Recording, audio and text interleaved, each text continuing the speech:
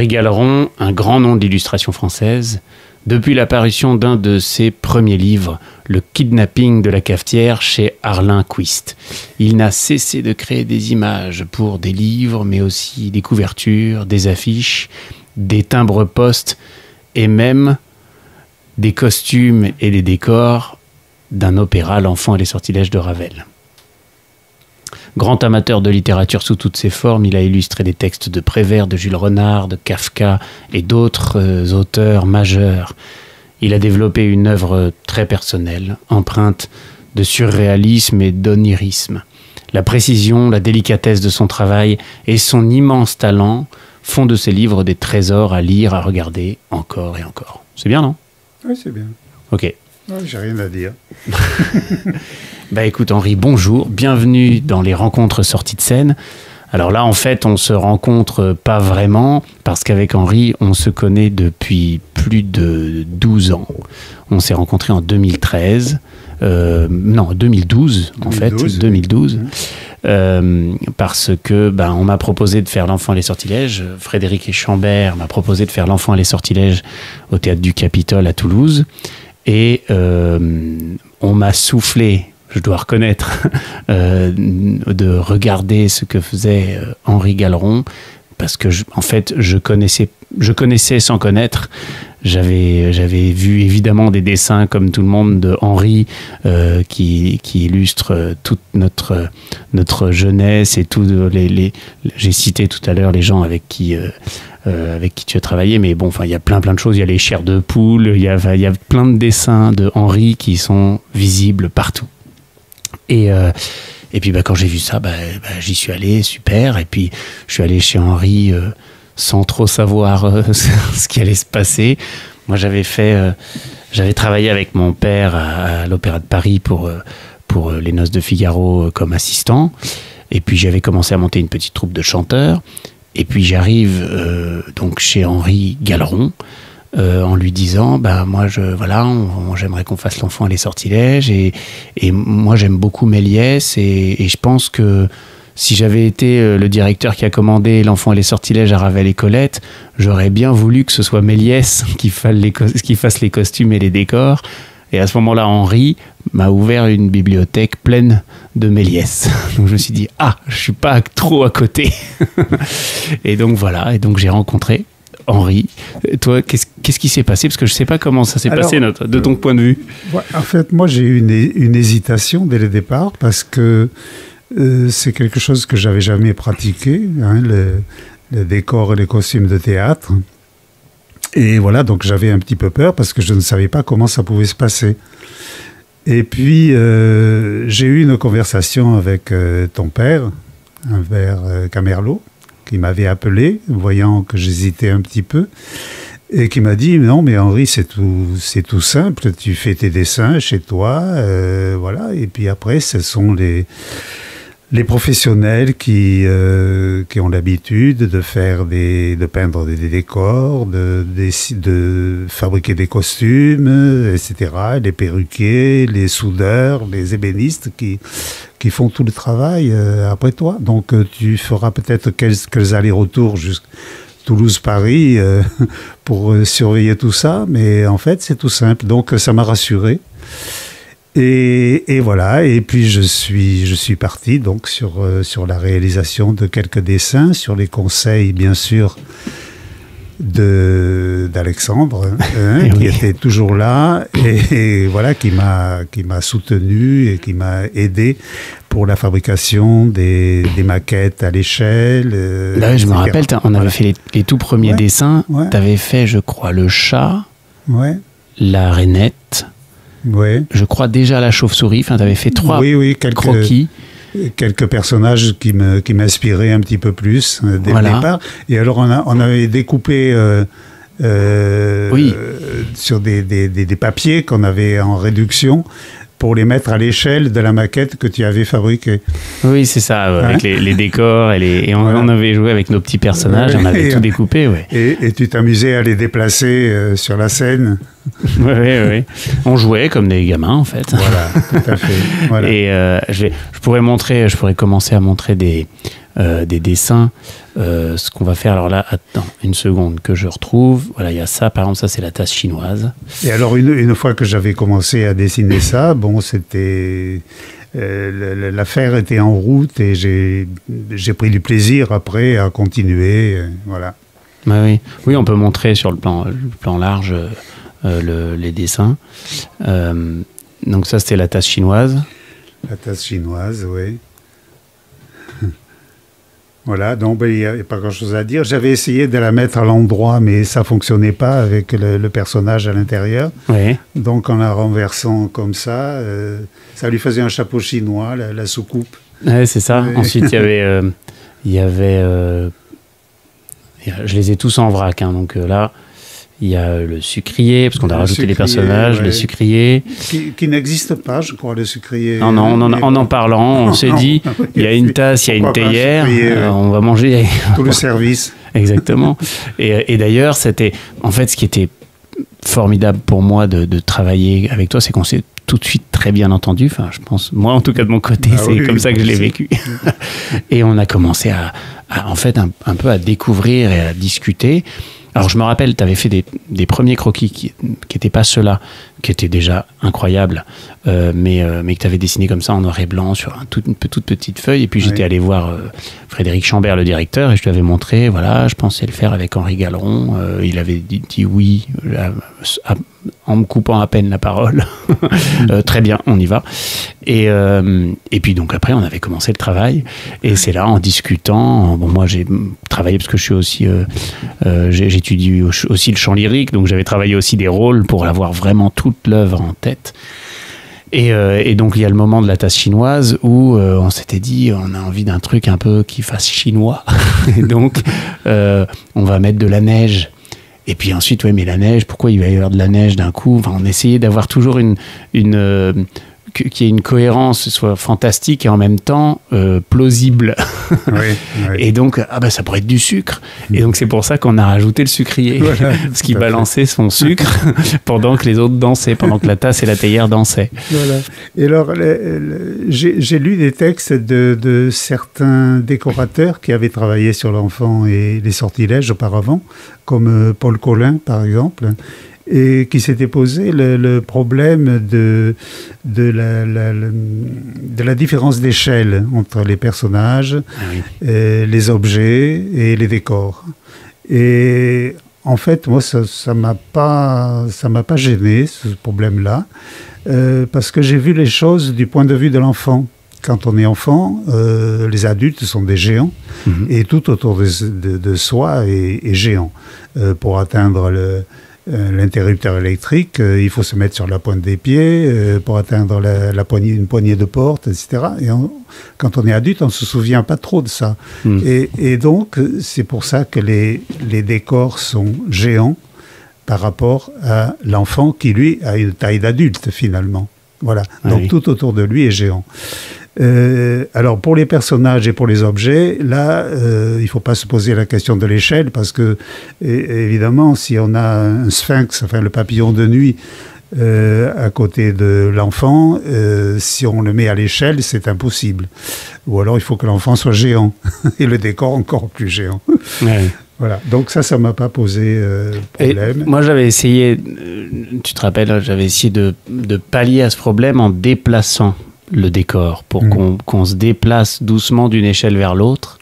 Et donc, j'étais venu avec cette idée de faire un peu, pas le moonwalk de Michael Jackson, mais en tout cas la marche sur place des mimes pour déplacer, parce que tu avais fait les arbres aussi qui étaient magnifiques. On va montrer des images après, tout à l'heure. On verra après. Mais tout était en transition et l'enfant était un peu le point de ralliement de tous ces mondes imaginaires ou pas.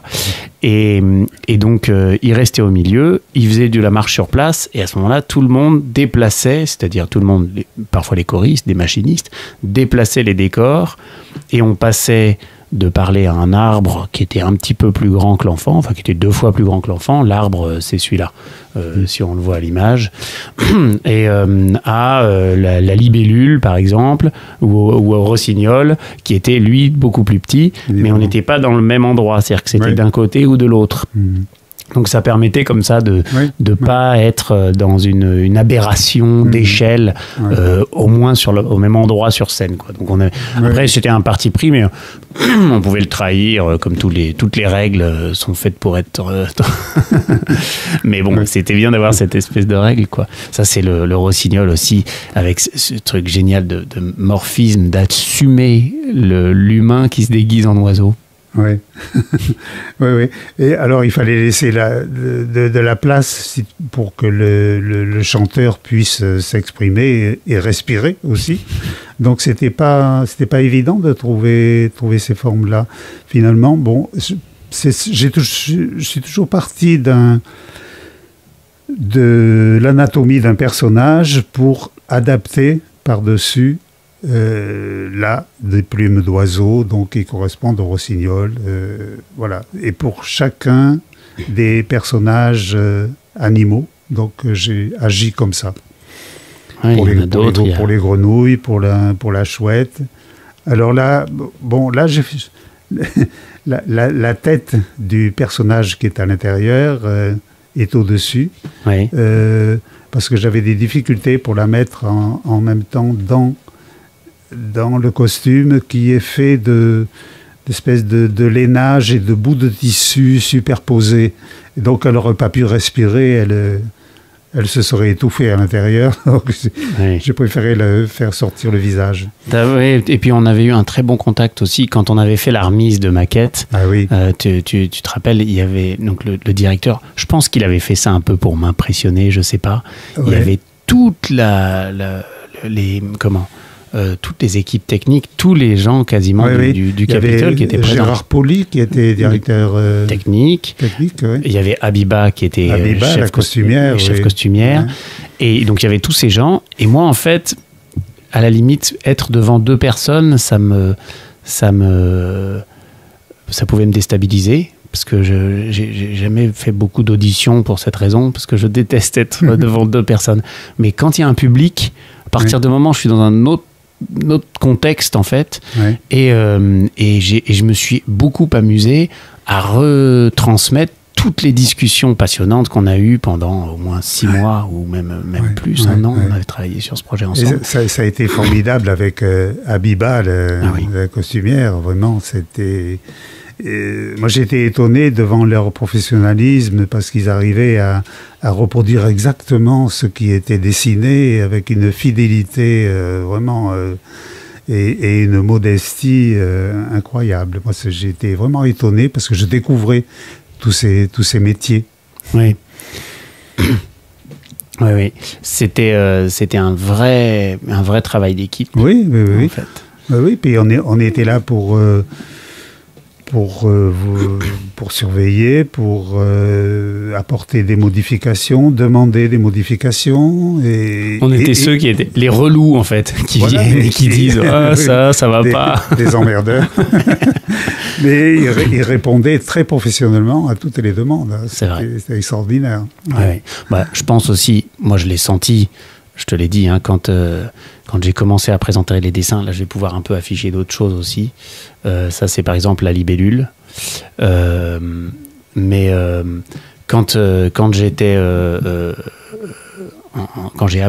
a montré les dessins, en fait, ils se sont sentis considérés, je pense, d'une manière nouvelle, parce que les costumiers, les décorateurs, quand ils en font beaucoup de spectacles, ils font des traits, mais ils sont pas illustrateurs. Ils ont pas c'est un outil, c'est un moyen de communication. Mais c'est moins abouti peut-être. C'est ça. Et Henri Galeron, quand il fait un trait et quand il dessine, c'est une illustration. Moi j'ai fait un travail d'illustrateur, oui, c'est sûr. C'est ça. Et donc quand ils ont vu arriver ces dessins-là, je pense que ça leur a transmis aussi une envie d'essayer de faire aussi bien que les dessins. Et ils se sont donnés à fond, quoi. Donc c'est aussi je m'en suis aperçu ça avec les contacts avec Gérard Poli, le directeur technique, qui a été tout de suite séduit d'ailleurs, et il y a eu une bonne communication entre nous, je trouve. Oui, c'est vrai. Là on voit je peux afficher les dessins de la rainette. Et donc, ouais, c'est vrai que c'était une manière aussi d'aider tout le monde à se projeter, parce que l'enfant et les sortilèges, mine de rien, ça ne dure que 50 minutes, mais il y a beaucoup de monde en scène, et ça change tout le temps. C'est comme une revue. Toutes les 3 minutes, il y a un nouveau numéro, disons, Oui, oui. et donc c'est quelque chose qui doit s'enchaîner. Techniquement, c'est pas simple. Et donc, bon, on a vraiment... Je dis pas ça parce qu'il se trouve que vous avez le décorateur, enfin, le scénographe, costumier et le metteur en scène en face de vous, mais c'était un spectacle réussi, qui est toujours au Théâtre du Capitole à Toulouse d'ailleurs, qui est toujours dans les bacs, et donc normalement ça devrait être repris bientôt, j'espère, pour qu'on pourra redécouvrir ce spectacle le plus vite possible. On va certainement... Il faudrait pas que les costumes vieillissent trop. Ben, oui, c'est ça.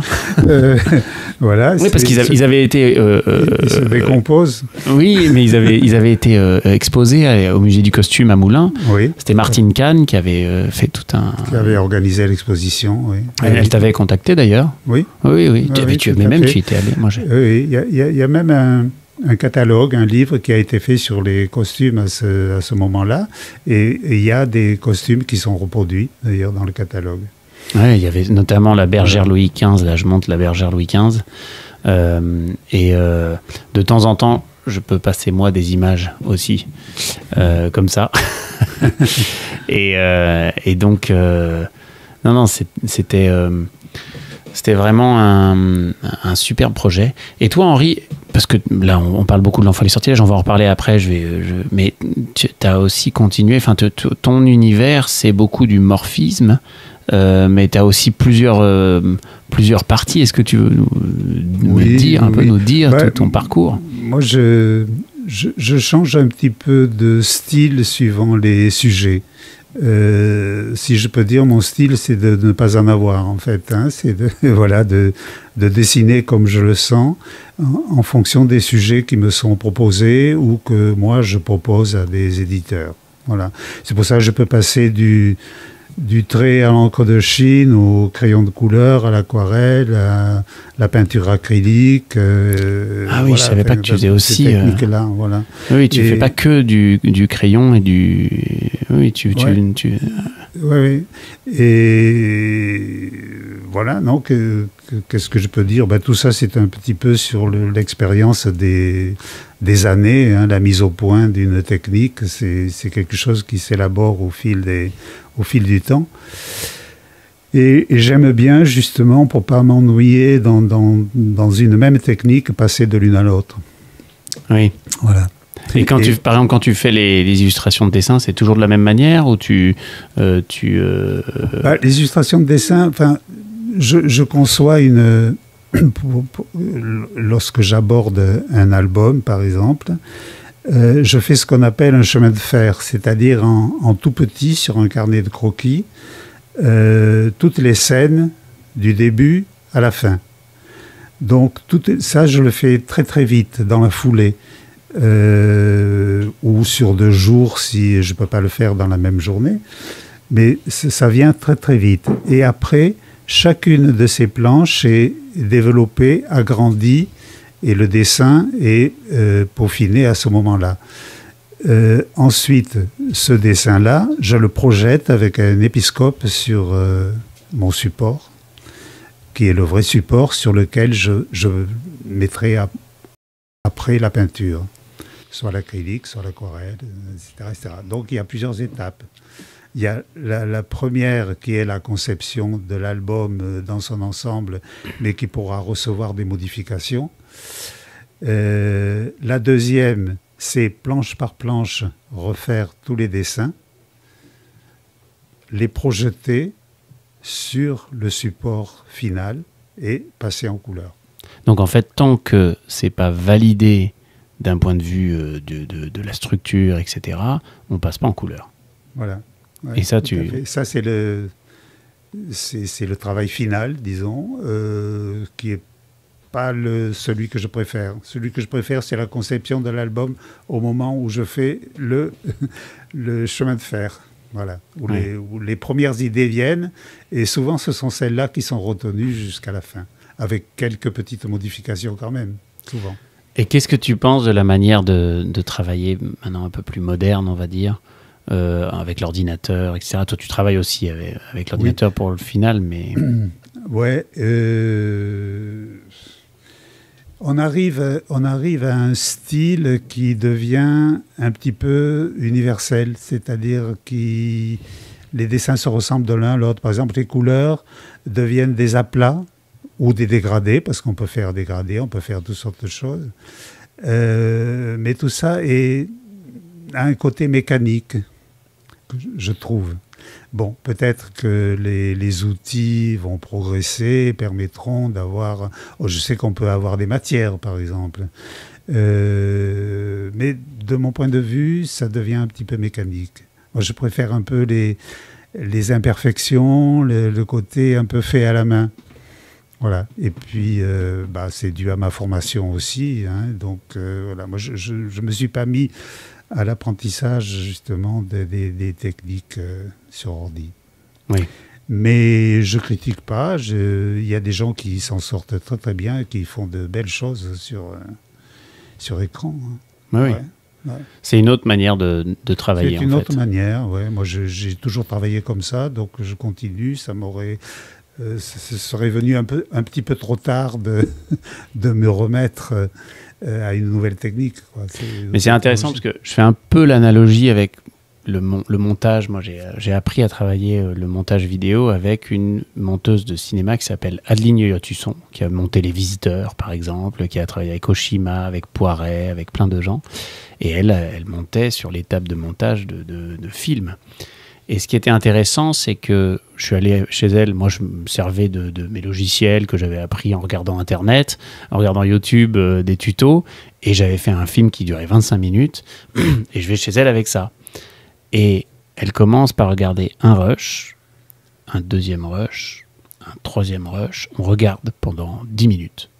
Puis après on repart sur le premier rush, et elle me dit top, non, une image de plus, 2, voilà, coupe ici, ensuite clac, coupe ici. Et là, on fait ça pendant 10-15 minutes, en faisant que des images par image, sans plus regarder la fluidité.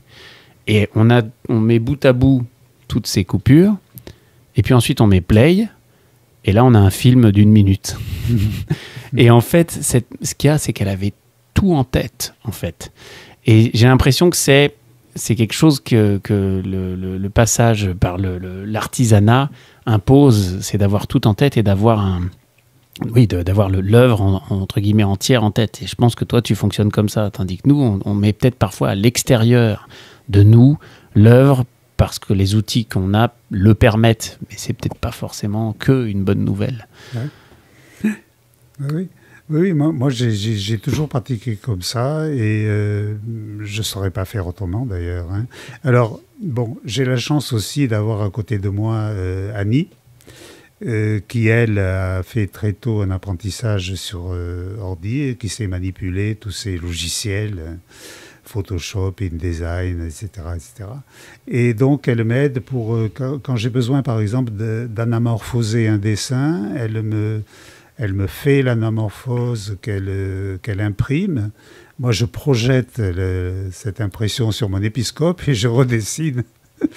Et je redessine son anamorphose. Ah oui. Donc, faites des allers-retours entre... Voilà, il y a des allers-retours comme ça. Mais bon, c'est peut-être à cause de ça, peut-être que je ne me suis pas mis à l'apprentissage des techniques d'ordinateur. Parce que tu avais cette possibilité. J'avais la chance d'avoir quelqu'un à côté de moi qui savait le faire. Là, on peut se regarder un extrait de l'enfant que j'ai retrouvé. Alors, je vais voir ce qu'il y a. Voilà. Alors, on va faire des petites coupures parce qu'il faut que je m'accorde. Mais on pourrait voir... Attends, une seconde. Tac. Ce qu'il y a, c'est que normalement, on devrait avoir le son... Ah oui, non, mais parce qu'il faut que je l'active. Ok. Je vais l'activer là. On. Oui, on a le son. C'est bien. Alors, attends une seconde.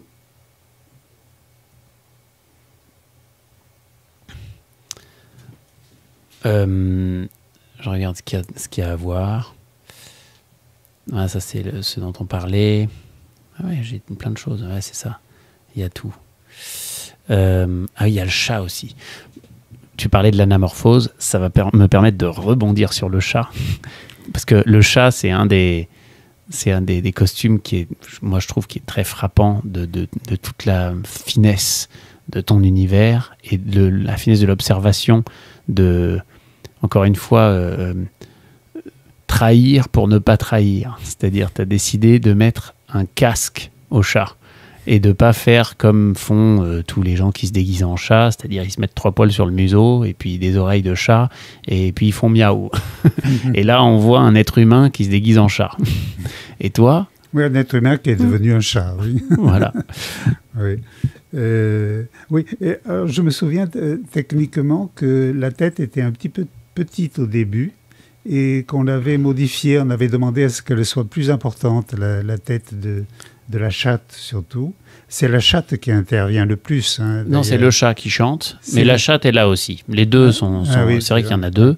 Tu avais fait noir et blanc, c'était très bien, ils se mélangeaient. Alors, oui, le costume de la chatte est l'inverse pour ce qui est des taches noires et blanches, et est exactement l'inverse de celle du chat. Oui, c'est ça.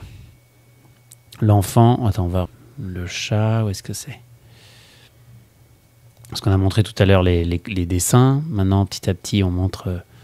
Et Patrick Méus avait fait un bel éclairage. Hein. C'était exactement. Soigné. Oui, c'est vrai.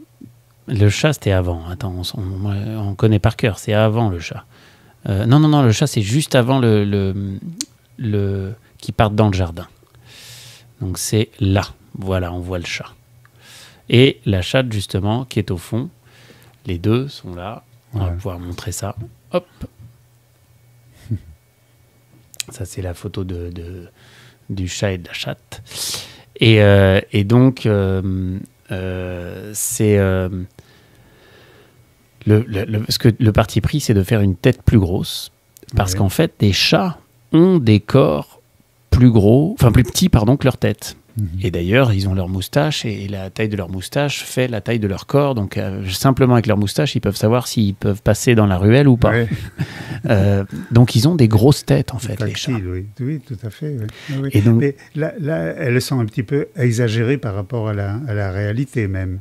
Mais bon, c'est aussi pour qu'on les voit de loin, sur la scène. Et quand on les voyait bouger, tiens, on va les voir bouger, je vais les faire bouger. Quand on les voyait bouger, là, on avait vraiment une impression de voir un chat qui bouge. Parce que, justement, on va pouvoir passer dessus. Oui, il reproduisait les gestes des chats. C'est toi, chat, que tu es grand et terrible. Donc, c'était vraiment ça, quoi. C'était voilà. Tiens, laisse-le comme ça. On le voit se déplacer avec sa tête. Et voilà, on a le chat qui bouge. Et ça, en fait, c'est parce que c'est un juste au corps,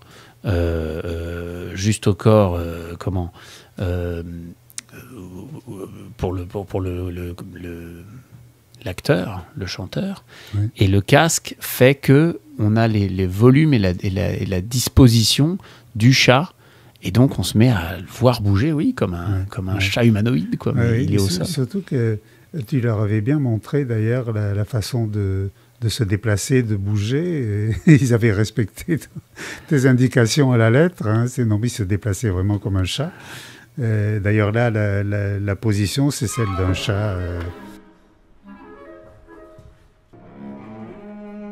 C'est toi, chat, que tu es grand et terrible. Mais oui, là, il était accroupi comme un chat. Je me rappelle, les chanteurs...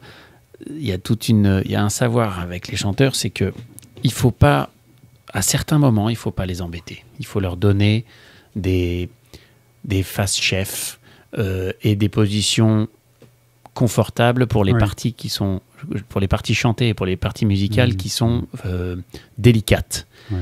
Et une fois qu'on leur a donné ça, on peut leur demander de bouger comme des chats ou de bouger comme des grenouilles. Je me souviens à ce propos que la chanteuse qui interprétait le feu Il était bien, le costume du feu, d'ailleurs. Ah ouais, Je me souviens à ce propos que la chanteuse qui interprétait le feu, elle était bien, le costume du feu, d'ailleurs. Ah ouais, je me souviens. Et qui s'était un petit peu emmêlé avec les bâtons que reproduisaient les femmes. Le tissu s'était enveloppé aux manches, tu te souviens? Donc, oui. parce qu'elle avait du mal à chanter et à faire les gestes en même temps. Donc, c'est surtout le chant qui l'a préoccupée. Oui. Et le reste, elle le manipulait un petit peu moins bien. C'est vrai que le feu, c'est une partie très technique à chanter, c'est coloratour. C'est Anaïs Constant qui le faisait. Oui, oui. Et là, on avait mis la barre haute parce que et elle l'avait fait. Oui. Donc c'était possible. Oui, tout à fait. Mais pour le spectacle lui-même, je me souviens que ça s'était enroulé autour d'un bâton. Et donc, voilà. Ouais, une fois ou deux, ça n'avait pas marché exactement comme on voulait. Non, c'est Voilà. vrai. Il y Alors avait que ça. pour les répétitions, ça marchait très très bien. Et voilà. C'est le spectacle vivant.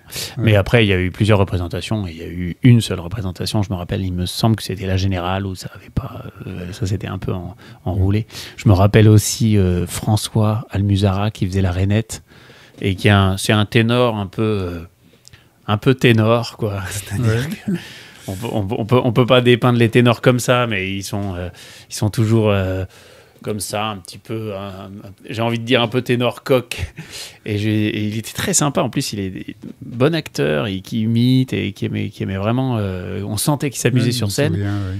Et puis je lui dis, bon, bah, là, t'es la grenouille. Donc la théière, ça allait, parce qu'il était debout. Puis la grenouille, bah, là, tu t'accroupis. Il me dit, comment? Moi, avec sa voix de ténor, moi, je vais m'accroupir.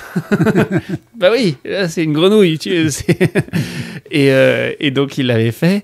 Ce qui était marrant, c'est que comme les autres le connaissaient, et de le voir accroupi en grenouille, tout le monde se marrait. Donc, ça avait mis une super ambiance sur scène. Tiens, on va regarder François qui fait la grenouille. Je crois qu'on l'a. Alors ça, non, en fait, à la fin, voilà, ils étaient accroupis. C'était toutes les grenouilles, ça. Et c'est l'idée qu'on a eue au dernier moment. J'ai eu ça en répétition.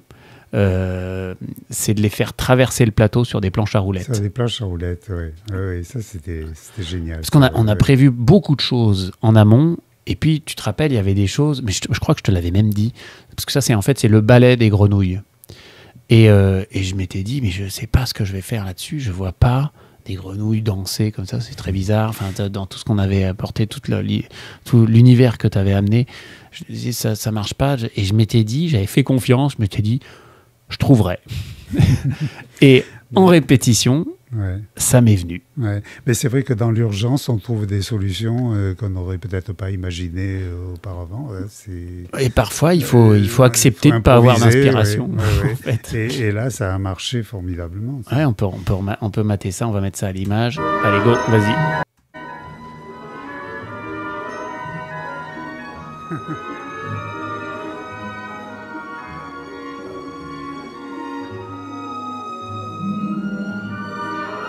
Ah, ils sont en retard.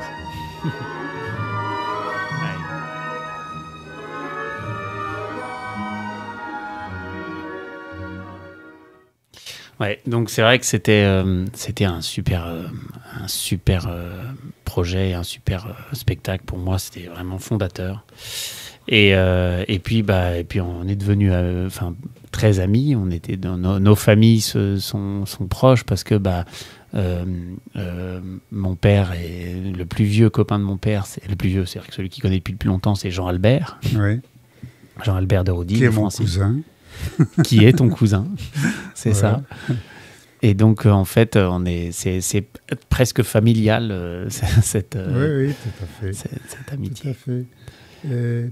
Est-ce que tu peux montrer les arbres, par exemple? Ah oui, bien sûr. Mais ils sont là. Ces arbres qui font dans les 8 à 9 mètres, parce que la scène faisait 11 mètres, je crois, de haut. C'est ça. Et bien 12, 13, il faut voir, après c'est réglable, mais 12, 13 de cadre. Et voilà. Et j'aimais beaucoup les arbres qui se déplaçaient. Techniquement, on avait mis... Bah tiens, vas-y, on va lancer encore un extrait. Je trouve que les décorateurs avaient réussi, justement.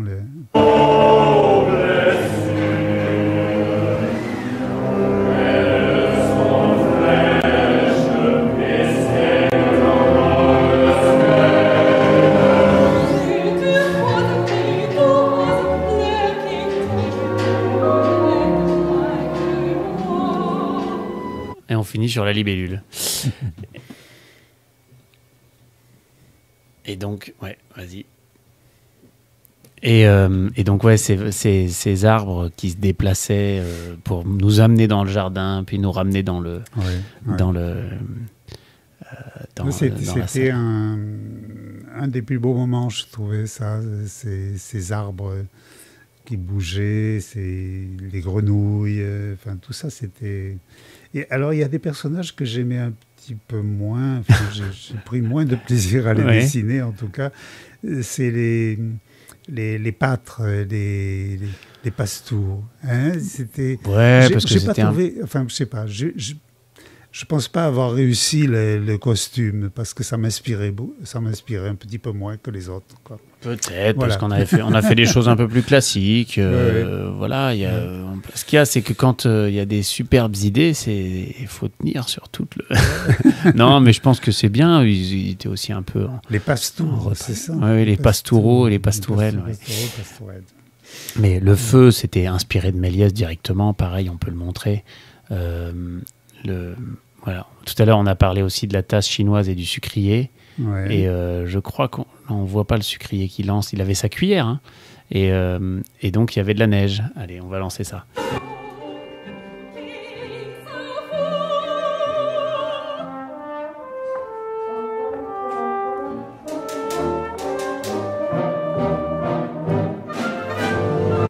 Et là, on a le feu, inspiré de Méliès. Et justement, avec Anaïs Constant qui sort de la cheminée au bon moment, parce qu'il y a un moment pour sortir de la cheminée. Tout est écrit dans la musique, c'est comme Mozart. C'est mon père qui m'a transmis ce que Strehler lui a transmis. Tout est écrit dans la musique, il n'y a rien à inventer, il faut écouter la musique quand c'est Mozart en plus. Et là, Ravel, c'est pareil, l'entrée du feu, elle est à ce moment-là, même si elle chante avant. En fait, ce sont les braises qui chantent. Et parfois, on fait rentrer le feu dès qu'ils chantent, parce que, un peu machinalement, techniquement, artisanalement, le feu chante, donc on le fait rentrer. Et en fait, nous, on l'avait laissé dans le feu. Donc, elle faisait ses petites coloratours dans le feu de braises chauffantes dans la cheminée. Et là, il y a cet immense mouvement d'orchestre. On se dit, bon, là, il faut que quelque chose se passe. C'est le feu qui sort dans la pièce. Et donc, on commence avec ça. C'est parti.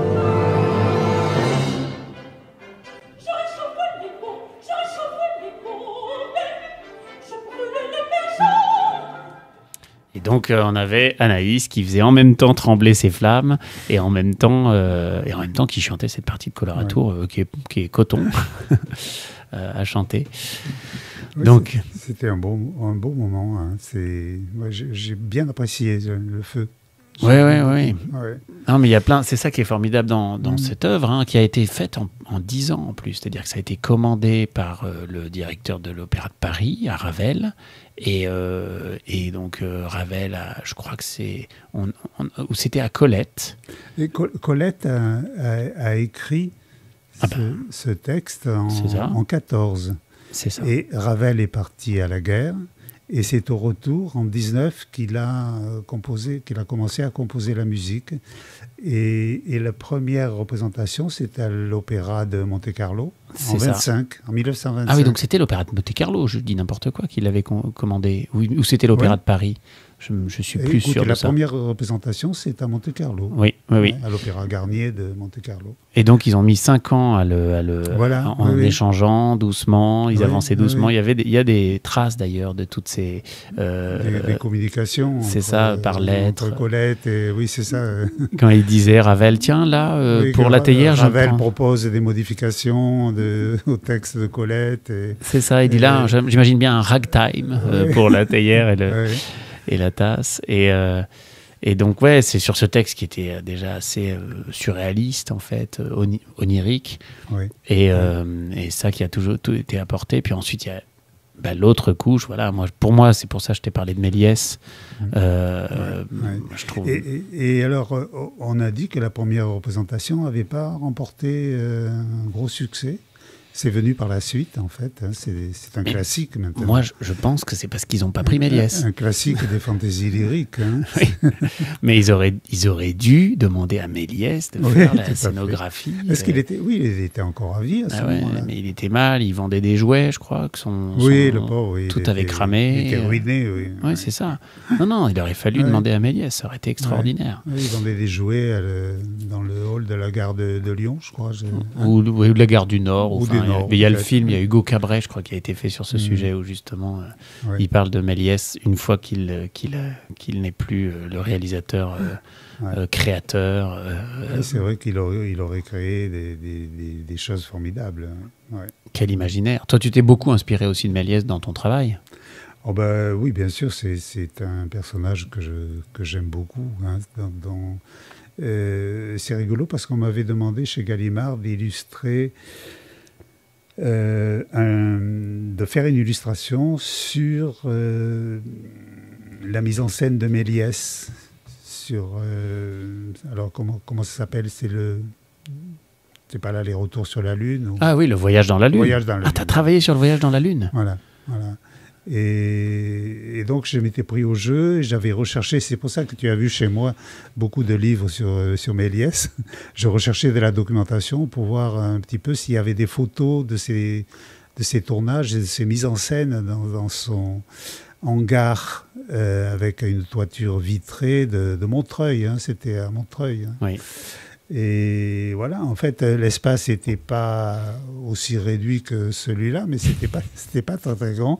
Et il arrivait à donner l'impression qu'il tournait vraiment en pleine nature et dans des décors, en tout cas, immenses. Et il peignait, enfin, il faisait peindre il faisait tout. Il faisait tous les décors. Et puis, avant ce que l'on peut faire maintenant facilement sur ordinateur, tous les trucages, lui arrivait avec les moyens du bord, tout ce qu'il avait inventé, à faire des trucages pareils. Hein, Méliès, on peut dire que c'est l'inventeur du cinéma de fiction, parce que je crois que l'histoire, il avait été voir les frères Lumière, quand ils avaient leur caméra avec le train qui rentre, en leur disant « Montrez-moi votre caméra, comment ça marche, je la veux ».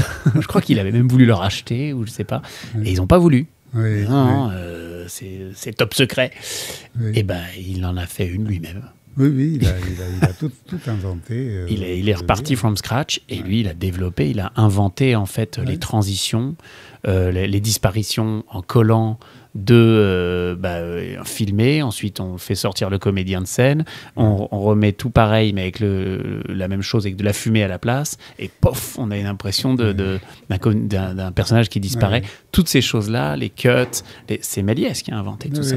Et il a tout dessiné, il a tout peint. C'est lui qui a vraiment tout conçu de tous ces films. Il y a ça aussi, c'est-à-dire que ce que je trouve très intéressant avec l'opéra, c'est qu'on doit justement à la musique, on s'accroche tous à la musique pour créer tous ensemble. Et parfois ça prend, et je pense que là sur ce spectacle ça prend, mais je suis peut-être pas objectif, et parfois ça prend plus difficilement. Et quand tu as un créateur qui est un peu sur tous les coins, il a tout en tête. Je reviens à ce que je disais tout à l'heure sur l'illustration, ça permet de faire des œuvres d'un bloc, quoi. C'est Mozart qui parlait de ça dans une de ses lettres. Il dit quand je compose sérieusement, parce qu'il n'était pas toujours sérieux, Mozart, qu'on me fait une commande, je sifflote, je me balade comme ça, j'imagine, et puis voilà, puis je travaille comme ça en sifflotant jusqu'au moment où j'ai cette chance inouïe, et il dit, je remercie le créateur, j'entends la musique entière d'un seul bloc. Il n'y a pas de début, il n'y a pas de fin, j'ai tout entièrement. Et ça explique pourquoi les manuscrits de Mozart n'ont pas de rature. Et donc, comme les dessins d'Henri n'ont pas de rature.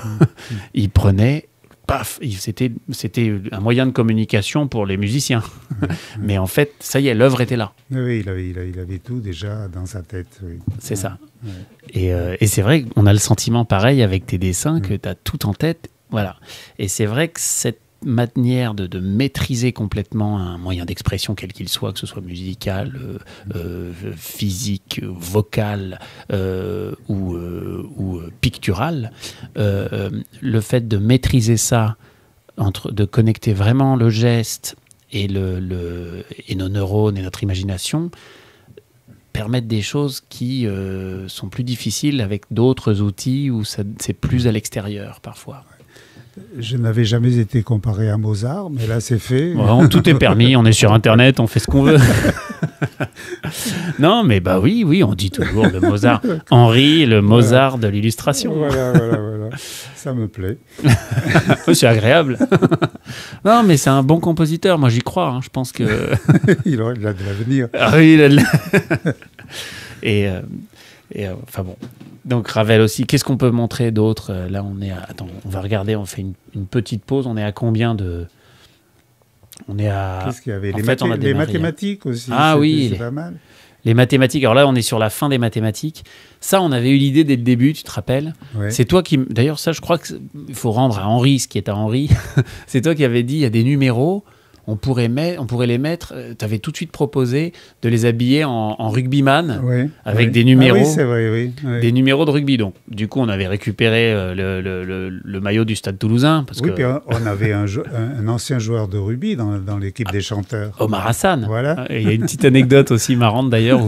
L'horloge comtoise. Tu l'avais mis dans le... On avait fait le système avec l'horloge qui faisait 5 mètres et une structure en métal.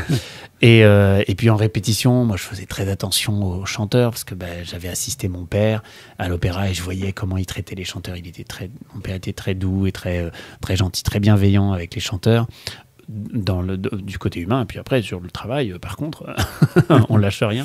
Et donc il faisait très attention. Et Omar s'était cogné le tibia doucement avec le costume. Et moi, j'étais venu en disant « Ça va, tu t'es pas fait mal ?» Et tout le monde avait éclaté de rire parce que Omar Hassan, il a joué contre les All Blacks. Oui. Donc, il avait l'habitude de prendre des coups. C'est ça. et donc, comme on avait Omar dans l'histoire, on avait fait comment je vais y arriver, hein, ça va sortir. Tu avais fait pas les costumes, mais le maillot du Stade Toulousain avec des numéros pour l'arithmétique. Voilà. Et il formait un train, parce que dans le texte, il y a millimètres, centimètres, et comme un train qui se met en route. Oui, et c'était de la maîtrise de Toulouse qui chantait, les jeunes, qui faisaient un train. On peut regarder vite fait.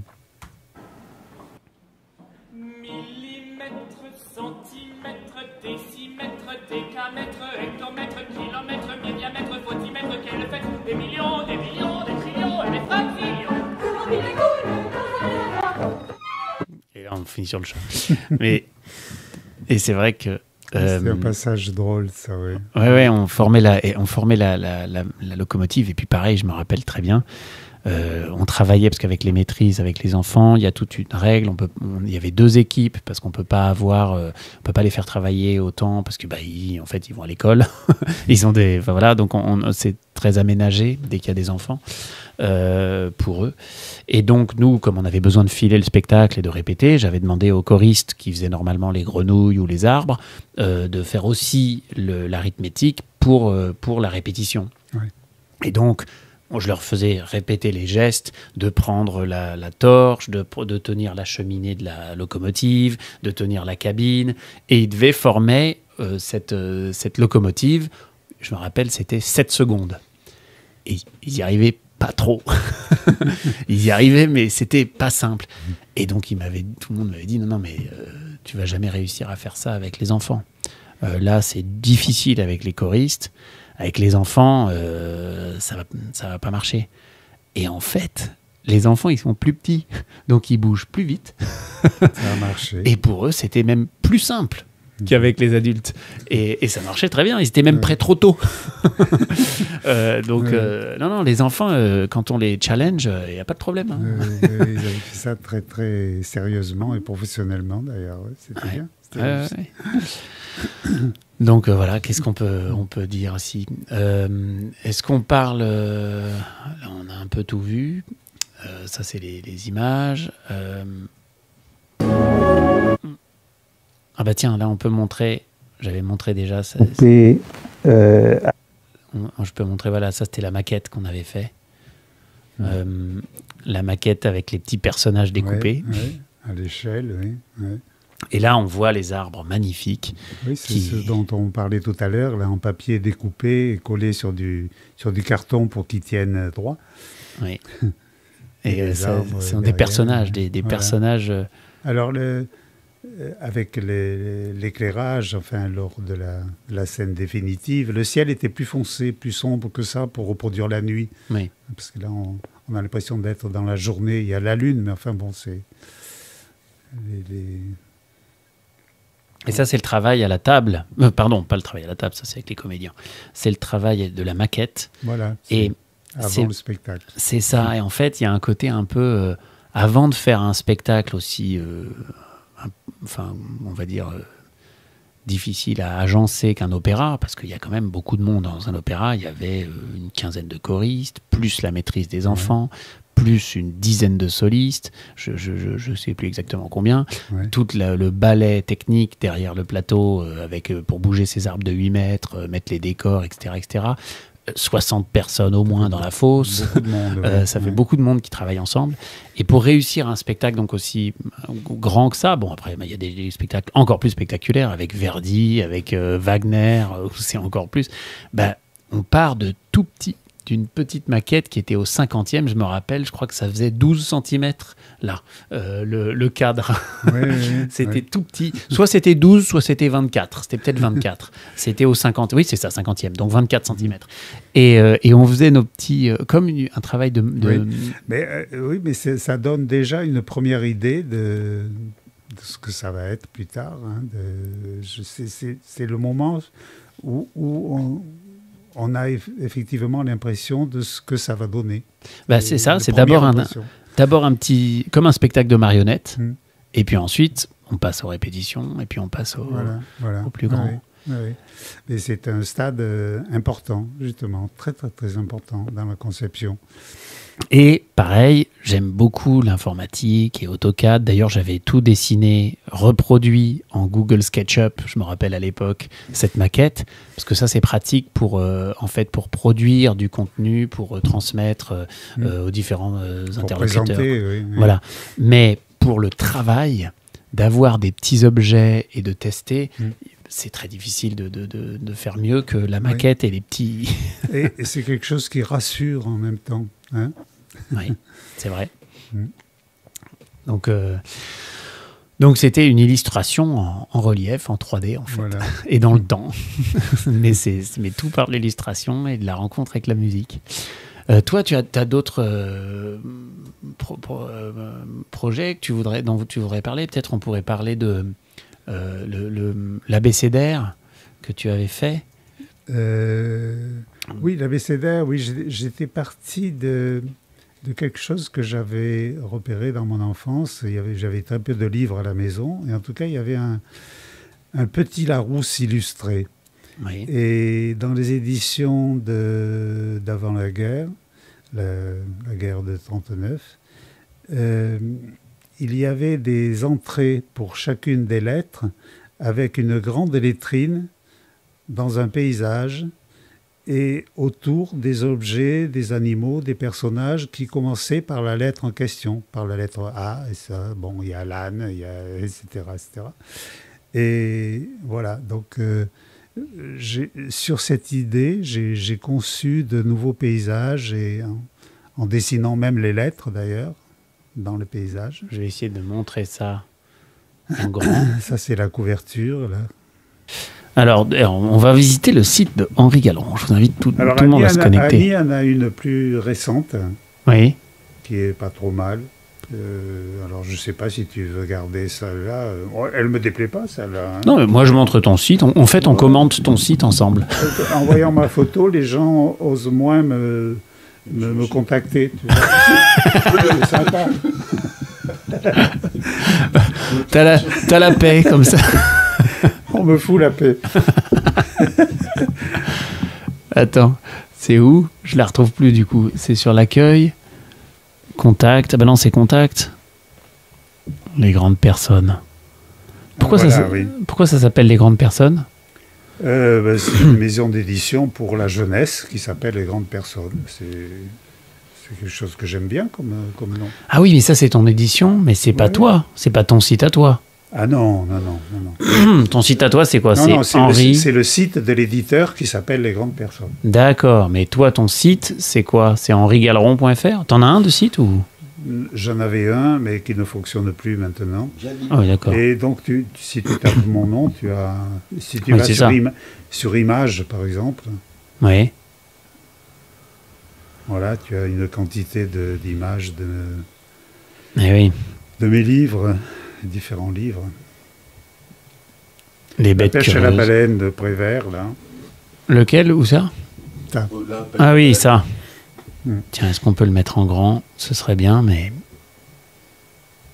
Les Alors, enfants ça, de la c'est- Lune. Ça, c'est un autre éditeur, c'est Motus, Les enfants de la Lune et du Soleil.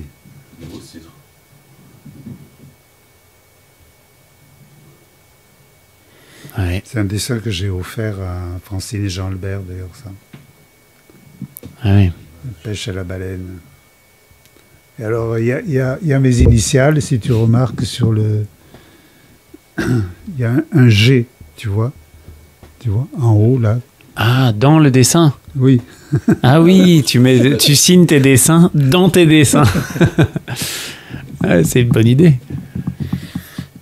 et le curé est arrosé par les vents de la baleine. Eh oui.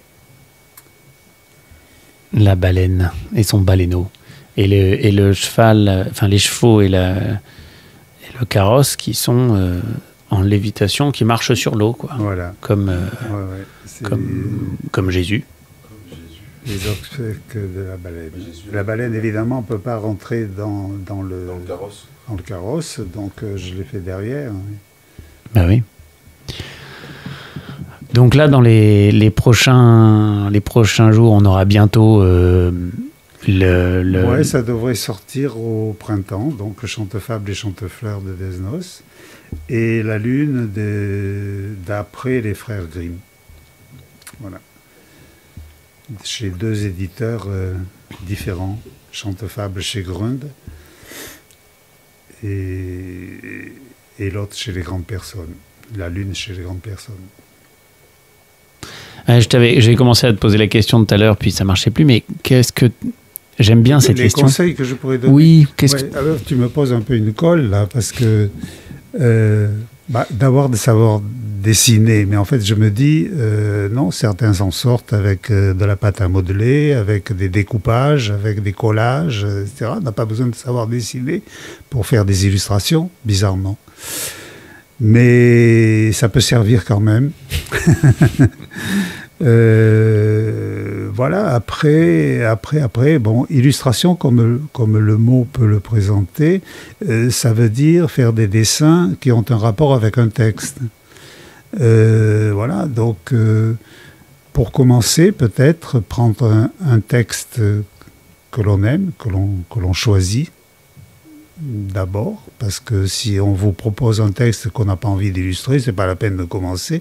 Donc autant choisir soi-même et puis voilà, se lancer, faire des dessins et faire des dessins aboutis de façon à pouvoir les présenter à un éditeur. Si l'éditeur a envie de l'éditer, on continue, on va jusqu'au bout, jusqu'à la fin du livre.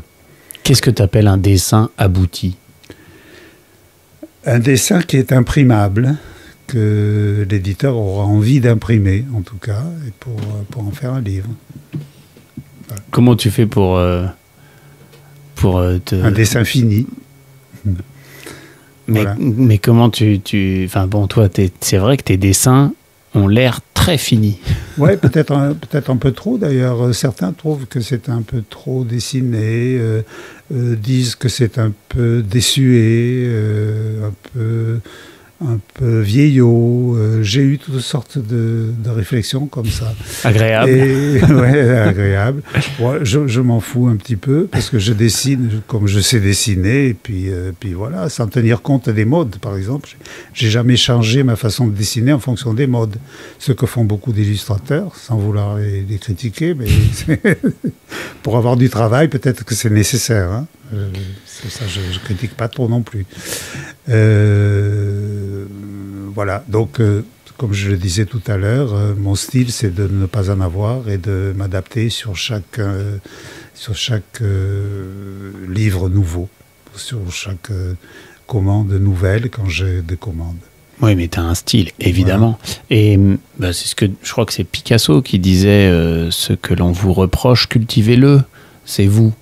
Oui, oui. Ouais. Donc tu as cultivé ça, et puis maintenant tu as, je sais pas, en termes de nombre d'illustrations vues, et je sais pas, on va pas faire un classement des illustrateurs, mais tu fais partie des illustrateurs les plus édités. Oui, je peux dire ça, ouais. J'en suis à quelque chose autour de 90 livres depuis le début, hein, voilà. Tous ne sont pas de la même qualité, il y en a quelques-uns que je préfère dans le lot, bien sûr. Mais voilà, oui, j'ai eu la chance de pouvoir travailler depuis le début et de pouvoir vivre en tout cas de ce métier, hein, ce qui est pas évident pour les jeunes illustrateurs maintenant, parce qu'il y a beaucoup d'écoles qui forment des illustrateurs, et voilà, la demande est supérieure à l'offre, si on peut dire.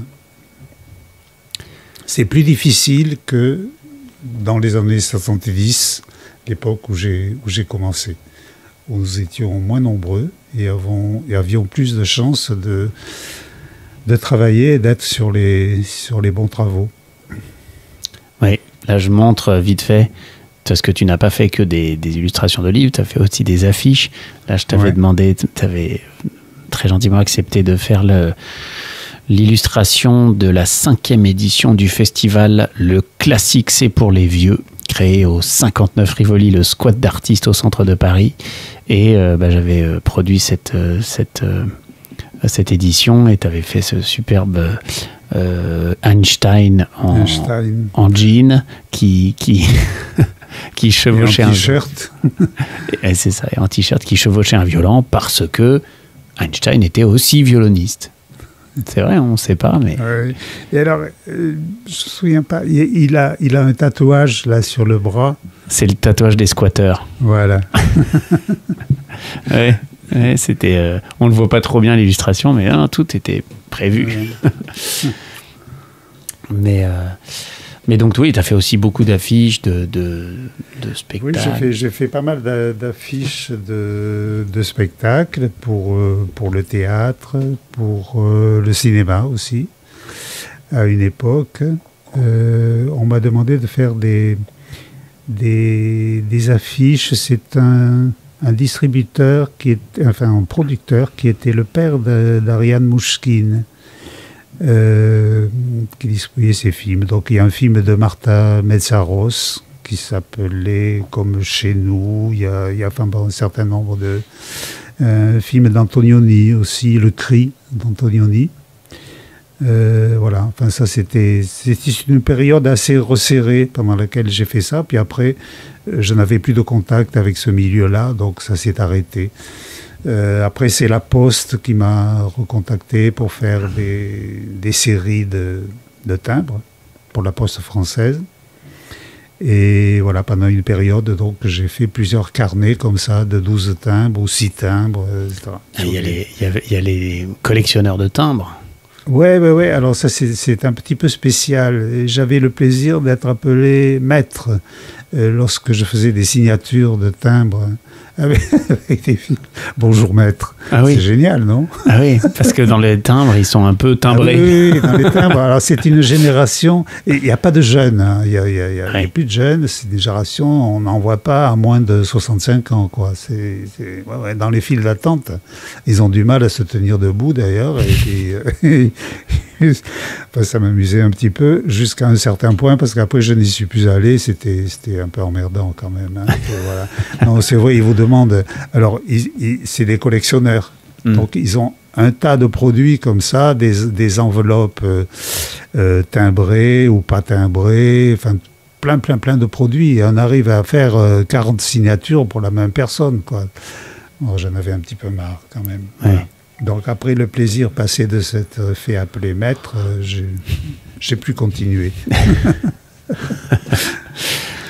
Bon, Donc ça, c'était dans les salons philatéliques. Enfin bon, il y a des salons chaque année. J'ai découvert ça aussi. Hein. Voilà. Ouais, donc en fait, l'illustration mène à tout. Bah oui, ça mène à tout. Alors, à propos des timbres, je me souviens des réflexions de ma mère.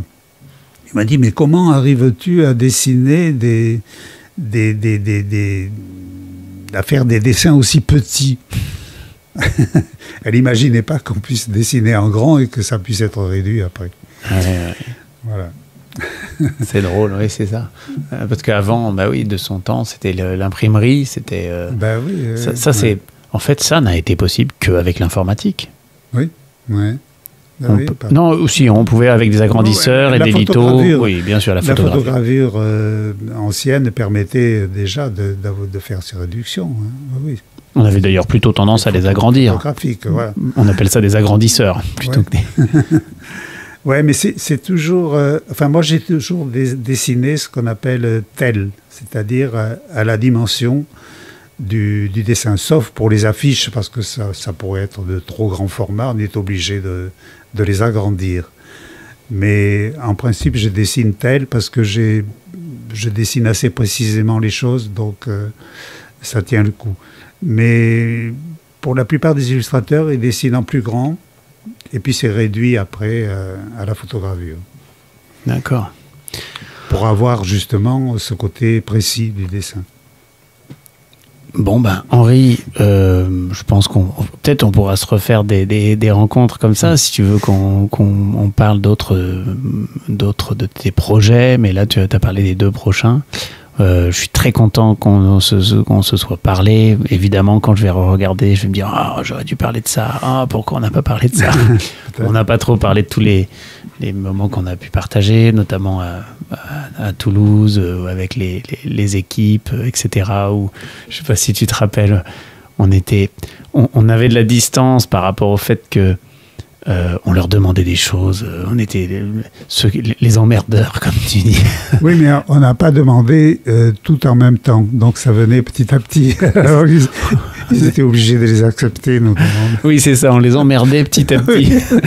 Et puis, on disait entre nous, j'espère que ce ne sera pas diffusé, on disait, non, mais sinon, le faites pas, c'est pas grave, on a calme. Tu te souviens, le budget était très, très réduit au départ.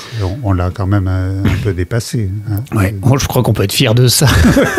Aujourd'hui, dans la politique, ils sont fiers quand ils dépassent les budgets. Donc... non, c'est vrai que c'était pas le budget originel. Et puis, je pense qu'ils ont été vraiment séduits par ça.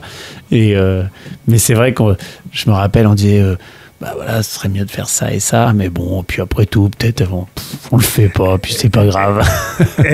Est-ce qu'on peut ajouter des éléments, par exemple, pour la scène de grenouilles? Tu te souviens, on avait fait des plantes qui venaient en avant. Ça, c'est... Oui, on avait rajouté ça. Ouais. C'est vrai. Oui, parce qu'on trouvait que c'était un petit peu nu en avant-plan, surtout. Oui. Et donc, il y a des éléments, des plantes, des fleurs qui viennent devant. Ouais, non, c'était bien. Et puis la première rencontre, c'est pour ça que tu parlais de la taille de notre studio, qui est quand même pas si petit que ça, mais la première rencontre qu'on a eue avec Patrick Méhus, l'éclairagiste aux Lumières, toi et moi, pour lui présenter le projet, c'était dans mon tout petit studio minuscule, qui était grand comme la table, comme cet endroit. C'était drôle, il savait pas où il était. Et Patrick, d'ailleurs, tiens, ça me fait penser, il faut absolument que je propose à Patrick qu'on se rencontre et qu'on reparle de tous les spectacles. Il éclaire énormément de spectacles, beaucoup de ballets aussi. Oui. Mais c'est vraiment un artisan métier. Il a fait énormément de choses. Je regardais là sa biographie, c'est vraiment incroyable, hein, tout ce qu'il a fait sur toutes les scènes d'Europe et un petit peu partout. Hein, vraiment, Oui, il maîtrise son sujet complètement. Eh ben, en tout cas, Henri, merci beaucoup d'être venu. Et puis, je te dis à bientôt. Et je vous dis à bientôt sur Sortie de scène abonnez-vous sur Sortie de scène. Vous voyez, on parle de tout ce qui tourne autour de la scène, sur scène, avant la scène, après la scène. Et mon envie, c'est de vous présenter déjà les gens avec qui j'ai eu la chance de travailler en tant que metteur en scène, parfois producteur, etc. Et puis vous présenter aussi des gens avec qui j'ai pas travaillé, comme ce que j'ai fait pendant 2 ans, vous montrant des spectacles qui existent. Et on va commencer à recevoir des gens pour parler de leur vie, de leurs œuvres et de tout ça. Je vous souhaite tous une bonne journée. Au revoir. Merci beaucoup, Henri. Je te laisse le mot de la fin. Merci, Alexandre.